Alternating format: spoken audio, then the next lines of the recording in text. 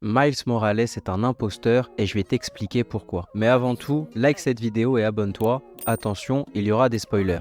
Dans le film Spider-Man Across the Spider-Verse, lorsque Miles tente de s'échapper de la Spider Society, Miguel O'Hara révélera à Miles ceci. Miles, tu es l'anomalie originelle. Tu ne devais pas être Spider-Man. Mais qu'est-ce que ça veut dire exactement? Dans l'univers de Miles, il y avait déjà un Spider-Man, Peter Parker. Et comme nous le dit Miguel, il ne peut y avoir deux Spider-Man dans le même monde. Sauf s'il existait une araignée provenant d'une autre dimension. Et c'est là qu'intervient The Spot. Durant ses recherches, il a réussi à créer un portail interdimensionnel vers l'univers 42 et à ramener l'araignée donnant les pouvoirs de Spider-Man dans l'univers de Miles.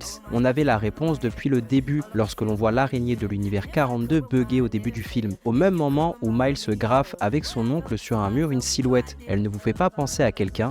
Et oui, c'est celle de The Spot. Métaphoriquement, à ce moment du film, Miles dessina son Némésis et The Spot donna à Miles ses pouvoirs de Spider-Man, son futur ennemi. Miles créa The Spot et The Spot créa Spider-Man. Sauf que The Spot créa aussi le Prowler, version Miles dans l'univers 42, en privant l'univers 42 de leur Spider-Man car plus d'araignées pour mordre Peter, laissant New York en proie au chaos, causant potentiellement la mort du père de Miles dans l'univers 42. Ce dernier voudrait alors se venger de The Spot et s'alliera à Miles pour venir à bout de leur némésis. Et toi, est-ce que tu penses que Miles ne mérite pas d'être Spider-Man? Dis-moi ta réponse dans les commentaires. Abonne-toi, like cette vidéo et tu savais que